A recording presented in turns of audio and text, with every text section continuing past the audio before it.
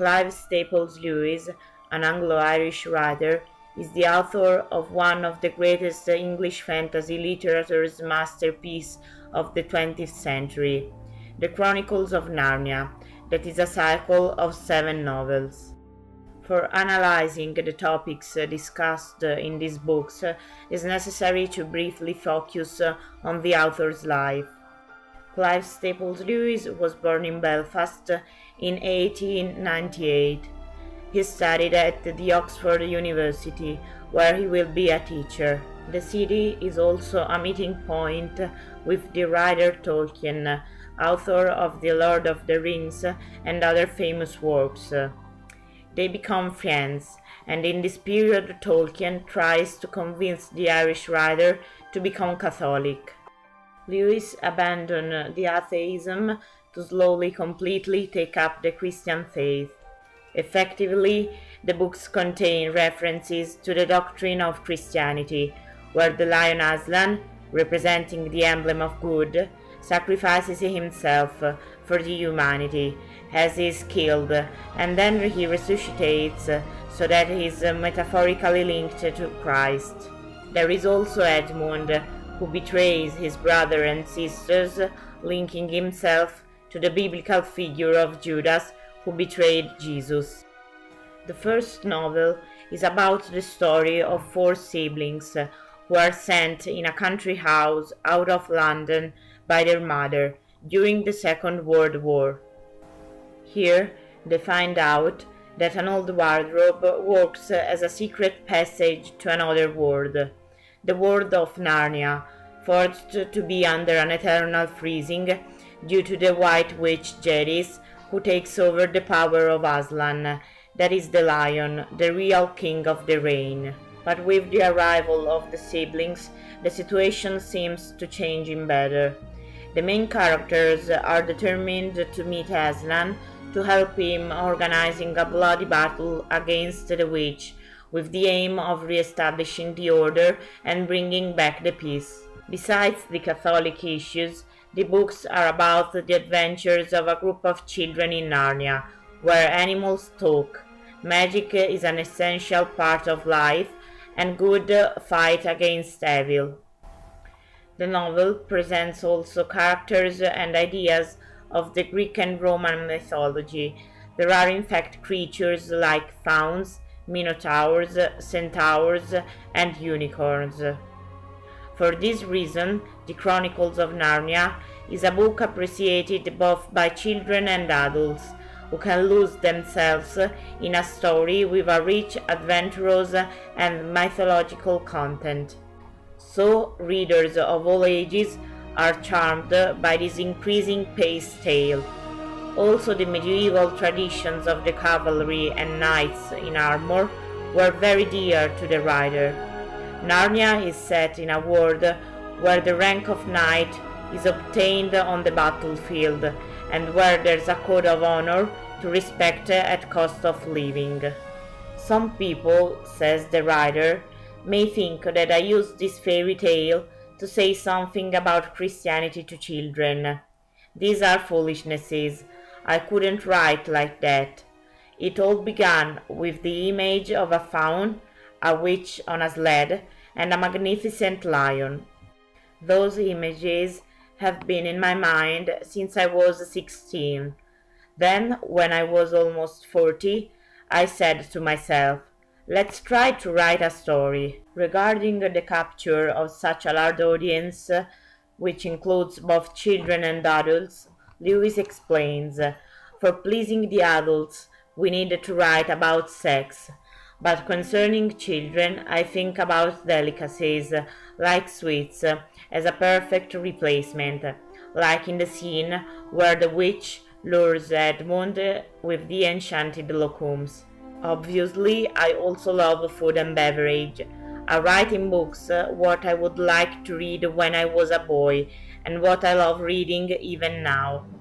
Then the most appropriate form to explain what we want to say is the fantasy one.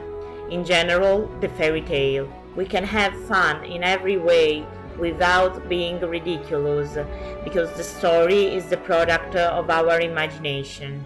Lewis also added, "People don't write books I would like, so I write them by myself." Doing that, he wrote novels that millions of people wanted to read. The chronicles charmed numerous generations of readers, and they don't lose that magic power of capturing and intriguing anyone. The film, released in 2005, obtained a big success because it was not only an innovation, but also because it was similar to the book. There aren't real differences between the film and the written version.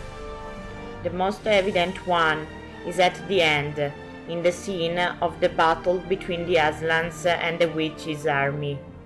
In the book, the war is summarized with a few words, but in the film it's considered a fundamental part that is developed in different scenes rich in epic moments. In both cases, we can affirm that the eye and mind of the viewer and reader are satisfied with spectacular images, such as snow-covered landscapes and exciting scenes rich in pathos. An unexpected curiosity is that this Disney movie seems to be inspired by a real story set in Italy, in Narni, an Umbrian village. It is said that in 1979 a group of boys found out an underground secret passage behind a wardrobe that led to the current underground village of Narni, linked to the Freemasonry and Inquisition stories. It's also necessary a consideration about the end of both the written and cinematographic version. They present weak elements. In the book, once they come back home, the Pevensey voluntarily go to the professor, the master of the house, to tell him what happened. This leaves an incredulous reader. The movie is slightly less expected. When the boys come back home, they are in front of the old man. The conversation between the professor and the Pevensey is short and concise, but catchy.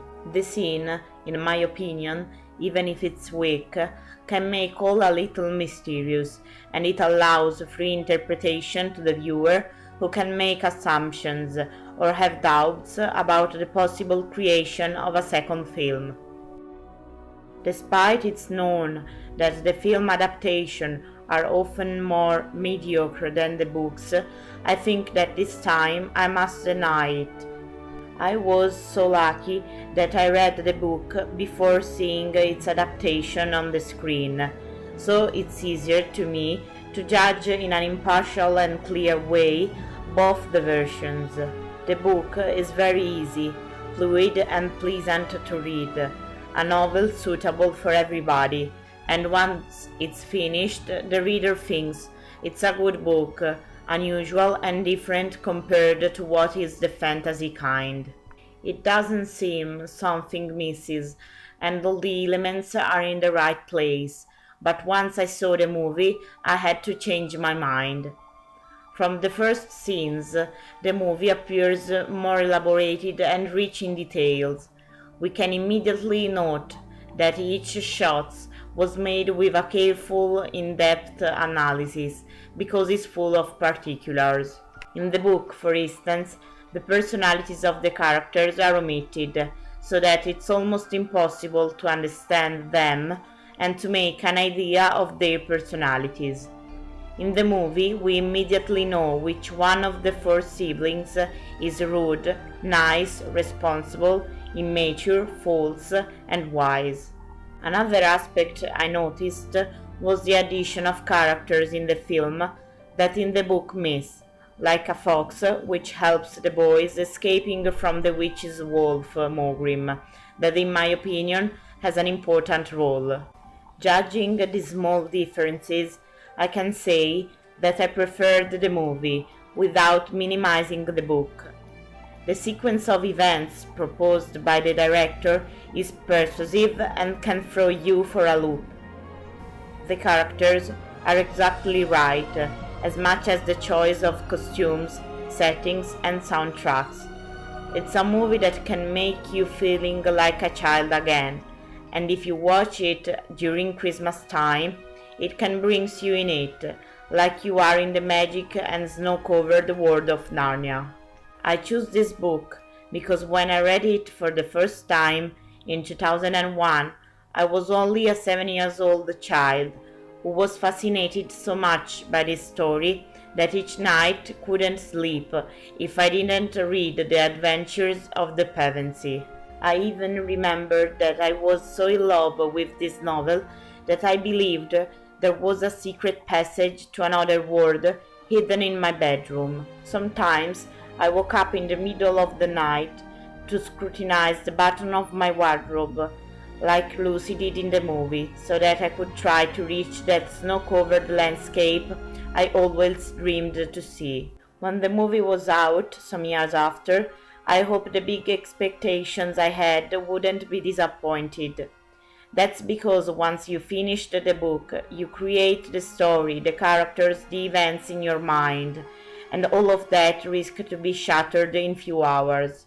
Fortunately, I liked the movie more than the book, and this made me love the Chronicles, and that's one of the few stories that take me back to my carefree childhood.